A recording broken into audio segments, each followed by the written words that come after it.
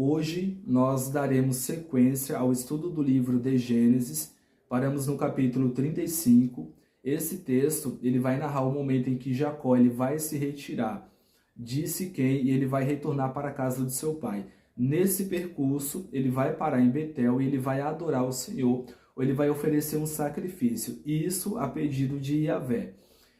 Para a galera que não conhece a história de Jacó, Betel foi onde Jacó ele teve o seu primeiro encontro com Deus. Em Betel, Jacó vai ter o sonho-visão de uma escada de anjos subindo da terra até o céu. Só que nesse texto, galera, a pergunta é: quais motivos levaram Jacó a se retirar de Siquém, uma vez que ele já estava estabelecido lá, tinha relações comerciais nesse local? E aí a gente faz uma ligação do capítulo atual 35 com o capítulo 34. Jacó, como eu falei para vocês, ele estava morando na região de Siquém. Nesse local, Diná ela vai a uma festa entre os siquemitas. Nessa festa, o filho do governador, que era Siquém, que também é o nome da cidade, ele avista Diná, ele gosta de Diná. Diná é uma menina muito atraente e ele vai violentar Diná. Após esse ato, os filhos de Jacó, eles irão exterminar todos os siquemitas. Feito isso, Jacó ele tinha um certo receio de que os povos que eram amigos dos siquemitas e que mantinham relações comerciais com esses siquemitas viessem a atacar ele. E aí ele tinha esse medo, conversa com Yahvé, e Yahvé vai até o encontro dele e Yahvé vai orientá-lo a se retirar de Siquém. E aí a gente dá início ao capítulo 35 a partir do versículo 1. Yahvé vai falar para Jacó se retirar, ir até Betel, oferecer um sacrifício a ele. Após esse encontro de Jacó e Yahvé, Jacó ele vai ser transformado, ele vai reavivar a sua fé e ele vai levar isso para o seu clã. Por quê, galera? Ele vai chegar para o clã, ele vai pedir para que todas as pessoas entreguem os deuses que existiam ali. O seu clã faz isso junto com esses deuses. O texto bíblico vai dizer que essas pessoas entregam brincos e joias. E aí eu quero fazer duas observações. A primeira é que esses brincos e essas joias, eles não eram brincos comuns que as pessoas usavam no dia a dia ou como adereço. Eram brincos e joias que eram usados no momento em que essas pessoas iriam adorar esses deuses estranhos. Galera, vale destacar que Raquel, que era esposa de Jacó, e a sua outra esposa Lia, elas vinham de um contexto onde esse hábito de adorar imagens de esculturas era comum. E elas trouxeram esse hábito da sua casa. Jacó, ele havia sido permissivo, ou seja, ele deixava que esse ato acontecesse, mesmo sendo contrário à vontade de Yahvé. Só que nesse momento, quando ele se encontra com Deus novamente, ele vai ser renovado espiritualmente, ele vai purificar todo o seu clã.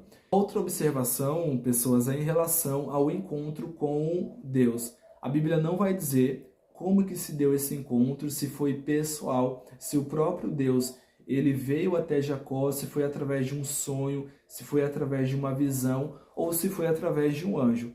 Fato é que eles irão se encontrar. Feito tudo isso, Jacó vai partir, vai se retirar de Siquém, e aí nesse momento nós ingressaremos nas lições que esses 4 versículos iniciais ele tem para a minha vida e para a sua vida.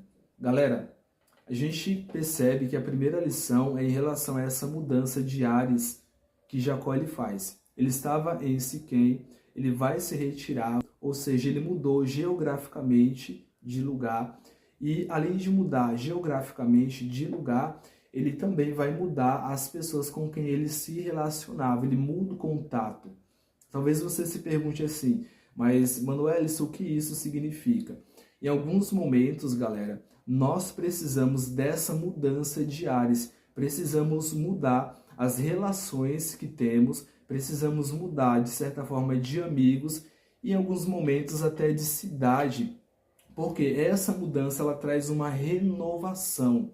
Eu sei que você já ouviu que muitas pessoas vivem numa zona de conforto e é todo dia a mesmice, dorme, acorda, trabalha, ou dorme, levanta, vai estudar, e a gente acaba caindo em uma rotina. E as ideias, elas são sempre as mesmas. Ou seja, se você conversa sempre com os mesmos amigos, as ideias, a filosofia de vida que você escuta vai ser sempre a mesma. Então você não tem uma renovação da sua mente. E a primeira lição que eu quero trazer é justamente essa.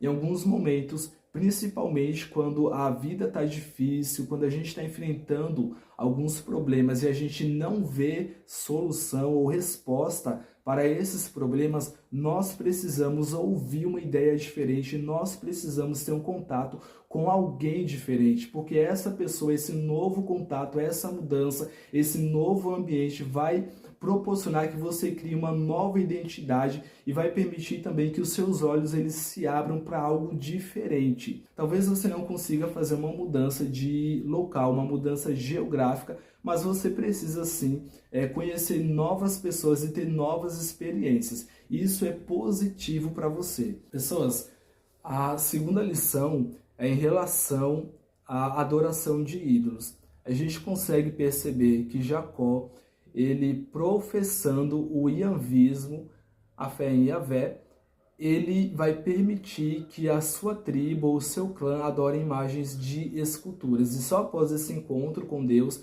que ele vai ser transformado, ele vai se purificar e ele vai purificar o seu clã.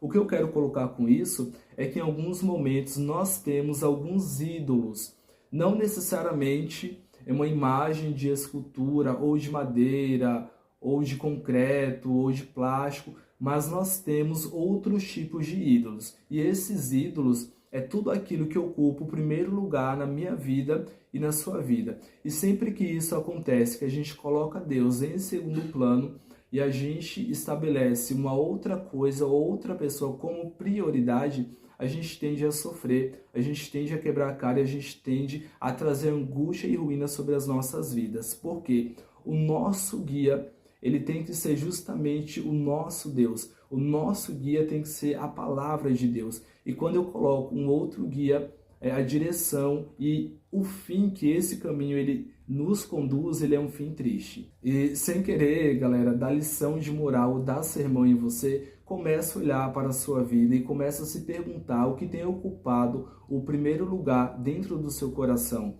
Se for seu esposo, retira ele, coloca Deus em primeiro lugar. Se for um amigo, um namorado, se for principalmente o dinheiro, porque infelizmente na sociedade que nós vivemos hoje, o dinheiro ele tem ocupado o primeiro lugar na vida de muitas pessoas e a Bíblia vai dizer que o dinheiro é a raiz de todos os males e muitos personagens bíblicos eles acabaram perdendo a sua salvação por conta do dinheiro. A título de exemplo, eu posso citar também o jovem rico. Ele vai chegar para Cristo, vai perguntar o que ele precisava fazer para receber a vida eterna. Cristo vai falar que ele deveria vender tudo que ele tem, todos os bens, todas as posses e segui-lo. O jovem rico, entristecido, ele se recusa a fazer isso e deixa a presença do Senhor. Então, infelizmente, o dinheiro, ele ainda nos dias atuais, isso não é novidade, tem ocupado o primeiro lugar na vida de muita gente. E se o dinheiro, se a sua vida estiver girando em torno do seu dinheiro, do seu trabalho, e se isso estiver atrapalhando o seu relacionamento com Deus, começa a agir diferente e dá espaço para aquilo que realmente importa. Uma outra lição, pessoas, que a gente consegue extrair desse texto é em relação ao cuidado que nós devemos ter com o nosso lar. Não basta somente eu me purificar, não basta somente eu estabelecer uma relação, uma união com Deus. A minha casa, o meu lar, ele também tem que ser um lar edificado e voltado para Yahvé. Uma coisa que a gente percebe aqui em Jacó é que ele vai fazer isso pelo exemplo. Primeiro ele se purifica para depois ele purificar o seu clã. E é justamente isso que eu e você, que nós devemos fazer. Devemos dar o exemplo para que as pessoas que habitem conosco, para as pessoas que mantêm relação comigo e com você, para que essas pessoas elas sejam transformadas. Galera, a gente finaliza esses 4 versículos iniciais e nos próximos vídeos daremos sequência, só que a partir do versículo 5, para a gente poder, quem sabe, finalizar a história.